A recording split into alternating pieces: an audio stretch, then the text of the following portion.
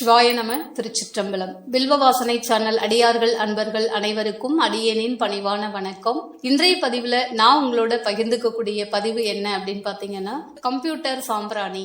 அதை நம்ம கடைகள்ல வாங்கி நிறைய பயன்படுத்துறோம். அந்த சாம்பிராணிய நம்ம வீட்டிலேயே எப்படி தயார் பண்றது, என்னென்ன பொருள் வச்சு தயார் பண்றது அப்படிங்கறத பத்தி இன்னைக்கு இந்த பதிவுல விரிவா நான் சொல்ல இருக்கேன். அடியேன் தயார் பண்ணினதை உங்களோட நான் பகிர்ந்துக்கிறேன்.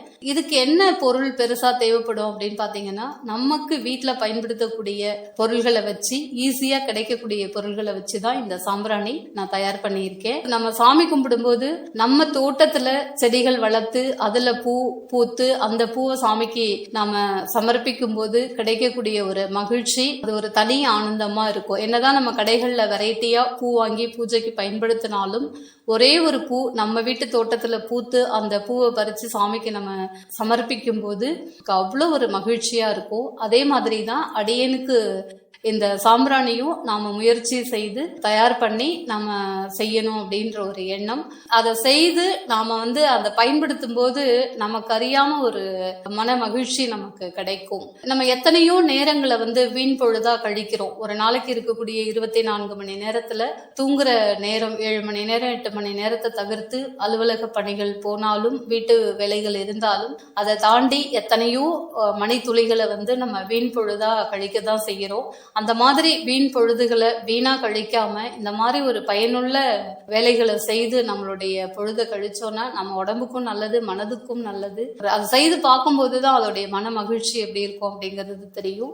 அந்த விதத்துல இன்னைக்கு நான் தயார் பண்ண அந்த சாம்பிராணி பதிவுகளை உங்களோட பகிர்ந்துக்க இருக்கேன். வாங்க நம்ம வீடியோ பார்க்கலாம். இதுக்கு பெருசா என்ன தேவைப்படும் அப்படின்னு பாத்தீங்கன்னா, சாமிக்கு சாத்துற காய்ந்த பூக்கள் தான். நம்ம வீட்டுல சாமி கும்பிடும் போது பூஜைக்கு தினந்தோறும் பூ சாத்துறோம் இல்லையா, அந்த பூக்கள். ஒரு விசேஷ நாள்ல நிறைய பூ சாத்துவோம், வெரைட்டியா பூ சாத்துவோம். அப்புறம் கோவில்கள்ல நமக்கு ஒரு மாலையா கொடுப்பாங்க, சாமிக்கு சாத்தின மாலையை தருவாங்க. அந்த மாதிரி பூக்கள் எல்லாம் வீணா தூக்கி போடாம இந்த மாதிரி நம்ம அதை எடுத்து, இப்ப இது பாத்தீங்கன்னா கோவில்ல கொடுத்த மாலை. அந்த மாலையை நம்ம வாசல்ல கட்டி தொங்க விடுவோம். அது காஞ்ச பிறகு பாத்தீங்கன்னா எடுத்து குப்பையில போடாம பயன்படுத்திக்கலாம். இது நம்ம வீட்டுல சாமிக்கு சாத்தின பூக்கள்.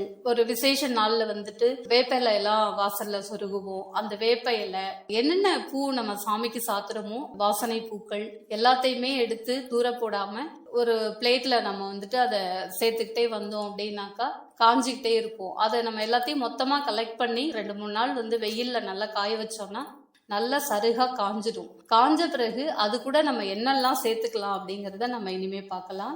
அது கூட நான் வெட்டி வேர் கொஞ்சம் வாங்கி அதையும் வெயில்ல காய வச்சு இதோட சேர்த்திருக்கேன். மொத்தமா இந்த பூக்களை எல்லாத்தையும் ஒரு வாரம் காய வைக்கணும். அது கூட பாத்தீங்கன்னா ரோஸு, மறிக்குழுந்து, இதெல்லாம் ரொம்ப வாசனை தரக்கூடிய பூக்கள். அதையும் வாங்கி நம்ம இது மாதிரி கட் பண்ணி நம்ம வெயில்ல காய வச்சுக்கணும். காய வச்சுட்டா இந்த மாதிரி எடுத்து உடையிற அளவுக்கு அந்த மறிக்குழுந்தெல்லாம் ஒரு 2 நாள் 3 நாள் காஞ்சாலே நல்லா காஞ்சிரும். இப்ப அடிக்கிற வெயிலுக்கு இந்த மாதிரி வெயில் காலங்கள்ல இந்த மாதிரி நிறைய சேகரிச்சு காய வச்சு ரெடி பண்ணி வச்சுக்கிட்டோம்னா ஒரு வருஷத்துக்கு நம்ம சாம்பிராணி தயார் பண்ணிக்கலாம். அப்படிதான் நான் இப்ப இந்த முறை ஒரு பேட்ச் பண்ணியிருக்கேன். இதுவே எனக்கு ஒரு 3 மாசத்துக்கு வரும். அடுத்தது பண்ணும்போது ஒரு 2 தடவை நம்ம ட்ரை பண்ணி பண்ணோம்னா ஒரு வருஷத்துக்கு தேவையான சாம்பிராணியை நாம வீட்டிலேயே தயார் பண்ணி வச்சுக்கலாம். அப்புறம் பாத்தீங்கன்னா, அந்த பூக்கள் இருக்கு இல்லையா, மாலையா இருந்தாலும் பூவா இருந்தாலும் அந்த பூக்கள்ல இருக்கக்கூடிய பெரிய காம்பெல்லாம் நாம தனியா எடுத்துடணும். மிக்சியில நம்ம அரைக்கும் போது அந்த காம்பெல்லாம் இருந்ததுன்னா சரியா அரைப்படாது. அது ஒரு மாதிரி திப்பி திப்பியா இருக்கும். வெறும் பூக்களை மட்டும்தான் நம்ம இதுக்கு பயன்படுத்தணும். காம்பு தனியா பூ தனியா பிரிச்சு எடுத்த பிறகு அந்த பூவை நாம மிக்சியில போட்டு பவுடரா அரைக்கணும். அரைச்ச பிறகு அது கூட என்னென்ன மாதிரியான வாசனை பொருள்கள் நாம சேர்க்கணும் அப்படிங்கறத இப்ப நம்ம பார்க்கலாம். கொஞ்சம் ஏலக்காய், கொஞ்சம் லவங்கம், அதாவது கிராம்பு, கொஞ்சம் மருதாணி விதை, ஒரு 7-8 பட்டன் கற்பூரம், அப்புறம் ஒரு 25 கிராம் அளவுக்கு 2 பாக்கெட்டு நான் வாங்கியிருக்கேன். பச்சை கற்பூரம் இதுல சேர்த்திருக்கேன். அப்புறம் கொஞ்சம் சாம்பிராணி கொஞ்சம் நிறையவே சேர்க்கணும். சாம்பிராணி சேர்த்தாதான் நமக்கு நல்லா அதுல ஒரு நறுமணம் கிடைக்கும், நல்ல வாசனையா இருக்கும். அது கூட கொஞ்சம் கறி துண்டு, அந்த கறியை நம்ம பொடி பண்ணி அதோட நம்ம சேர்க்கணும். இதெல்லாம் நம்ம அதுல சேர்க்கக்கூடிய பொருள்.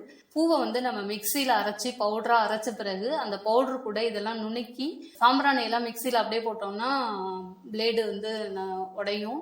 அதனால நம்ம வெளியிலேயே நல்லா தூளா பொடி பண்ணிக்கிட்டு இது எல்லாத்தையும் அந்த பூவோட சேர்த்து மிக்சியில நல்லா நைஸா அரைச்சிடணும். அரைச்ச பிறகு அது கூட நம்ம என்னெல்லாம் வாசனை பொருள் சேர்க்க முடியுமோ எல்லாம் சேர்த்துக்கலாம். எல்லாமே சேர்க்கும் போது அது நல்ல ஒரு மனமா இருக்கும். ஒரிஜினல் சந்தன பவுடர் கிடைச்சது அப்படின்னா அது கொஞ்சம் சேர்த்துக்கலாம். கண்டிப்பா ஜவ்வாது நம்ம கொஞ்சம் அதுல சேர்க்கணும். தசாங்கம் அப்படின்னு சொல்லுவாங்க இல்லையா, அந்த தசாங்க பவுடர் இதெல்லாம் அதோட சேர்த்து நல்லா பவுடரா மிக்ஸ் பண்ணிடணும். பூக்களை அரைச்ச பவுடர் இது.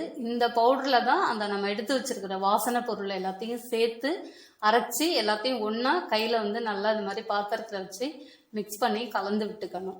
கலந்து விட்ட பிறகு இப்ப பாத்தீங்கன்னா இந்த அளவுக்கு இருக்கணும். இந்த அளவுக்கு நம்ம கலந்து விட்டுக்கணும். கலந்து இதை தனியா எடுத்து வச்சுக்கணும். அது கூட நம்ம என்னெல்லாம் சேர்க்க போறோம் அப்படின்னு பாத்தீங்கன்னா கொஞ்சம் தேன் விடணும், கொஞ்சம் நெய் விடணும். அந்த பவுடருக்கு ஏற்ற மாதிரி 2 ஸ்பூன் இல்லை 4 ஸ்பூன் நம்ம விட்டுக்கணும். தேனும் நெய்யும் விட்டு நல்லா மிக்ஸ் பண்ணிட்ட பிறகு பன்னீர், அந்த ஈரப்பதம் நமக்கு கிடைக்கிறதுக்காக பன்னீர் தெளிச்சு தான் நம்ம சப்பாத்தி மாவு செய்யற மாதிரி நல்லா மிக்ஸ் பண்ணி எல்லா பக்கமும் படுற மாதிரி அந்த பொருள் எல்லாம் கலந்து விட்டு நல்லா மிக்ஸ் பண்ணணும். கையிலேயே மிக்ஸ் பண்ணிக்கணும். கையில மிக்ஸ் பண்ணிட்டு அதை நம்ம அப்படி பிடிச்சு பார்த்தோம்னா இப்படி பாருங்களேன், அந்த பிடிச்சு பார்க்கும்போது இப்படி வரணும். அந்த நம்ம ஒரு பிடி கொழுக்கட்டை பண்ணுவோம் இல்லையா, அந்த மாதிரி இப்படி பிடிச்சா அந்த பிடி உதிராம அப்படி இருந்ததுன்னா அது கரெக்டான பதமா இருக்கும். இப்படி வந்த பிறகு ஒரு சிரஞ்சி வாங்கிட்டு அந்த நீடில கட் பண்ணிட்டு அந்த ஹோல்ல நம்ம இதை எவ்வளவு நீளம் சைஸ் வேணுமோ அந்த அளவுக்கு வச்சுக்கிட்டு அதுக்குள்ள இதை எல்லாத்தையும் நல்லா ஃபில் பண்ணி டைட்டா அதை நம்ம ப்ரெஸ் பண்ணோம்னா நம்ம எந்த அளவு வச்சிருக்கோமோ அந்த அளவுக்கு இந்த சாம்பிராணி நமக்கு வரும். இது மாதிரி நம்ம ஒவ்வொன்னா ஒரு டைமுக்கு ஒரு இதுதான் பண்ண முடியும். இந்த மாதிரி ஒவ்வொன்னா இதுல எடுத்து சிரஞ்சி யூஸ் பண்ணி இப்படி நான் பண்ணியிருக்கேன். சில பேர் ஒரு பிவிசி பைப்ல நிறைய விதமா பண்றாங்க. இது எனக்கு இது ஈஸியா இருந்தது. சிரஞ்சில வச்சு பண்ணும்போது ரொம்ப ஈஸியா இருந்தது. அந்த ஷேப் கொஞ்சம் நல்லா வரும், நல்லா ஒரே மாதிரி அந்த ஷேப் வரும். இப்படி பண்ணிட்டு ஆனா நல்லா டைட்டா வச்சு ப்ரெஸ் பண்ணணும். உள்ள அமுக்கிட்டு டைட்டா வச்சுட்டு அதுக்கப்புறம் இது மாதிரி ஒவ்வொன்றா எடுத்து நம்ம போட்டுக்கிட்டே வரணும். இந்த ஒரு பிளேட்ல ஒவ்வொன்றா போட்டோம்னா எல்லாம் போட்டு முடிச்ச பிறகு நம்ம அதை வெயில்ல இப்போ இருக்கிற வெயிலுக்கு ஒரு 2 to 3 days காய வச்சோம்னா நல்லா காஞ்சி சரியாயிடும். அதுக்கப்புறம் நம்ம அதை எடுத்து காத்து போகாம நல்லா ஒரு ஏர்டைட் பாக்ஸ்ல ஸ்டோர் பண்ணி வச்சோம் அப்படின்னு சொன்னாக்கா 1 வருஷத்துக்கு வச்சு இந்த சாம்பிராணியை நம்ம யூஸ் பண்ணலாம். அதை எடுத்து சாமிக்கு நம்ம ஏற்றி வைக்கும்போது பாத்தீங்கன்னா அவ்வளோ ஒரு வாசனை ஒரு வித்தியாசமா இருக்கும். நம்ம கடைகள்ல வாங்குறத விட நம்மளே பண்ணும்போது பண்ணிட்டு அதை ஏத்துறப்ப பாத்தீங்கன்னா அவ்வளோ ஒரு மகிழ்ச்சியா இருக்கும். அந்த வாசனையும் பாத்தீங்கன்னா நல்ல மனமா இருக்கும்.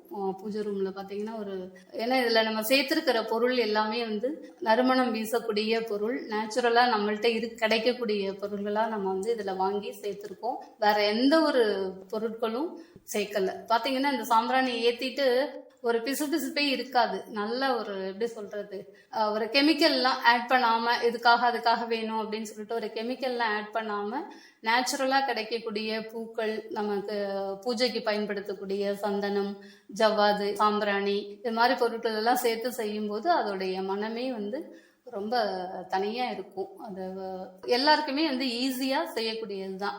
இதுக்கான என்னன்னா நம்ம கொஞ்சம் நேரம் டைம் எடுத்து செய்யணும். வெயில் நாள்ல இந்த மாதிரி பொருட்கள் எல்லாம் சேகரிச்சு நம்ம இதுக்கு ஒரு டைம் கொடுத்து இதை நம்ம ரெடி பண்ணி வச்சுக்கிட்டோம் அப்படின்னு சொன்னாக்கா 1 இயருக்கு நம்ம கடையில வாங்கவே தேவை இருக்காது. மேக்சிமம் 2 to 3 டைம்ஸ் நம்ம அந்த பொருட்களை சேகரம் பண்ணி காய வச்சு நாம இதை தயார் பண்ணி வச்சுக்கிட்டு நம்ம பயன்படுத்தும் போது அவ்வளோ ஒரு நறுமணமா நல்ல வாசனையா இருக்கும் நம்ம பூஜை ரூம்ல.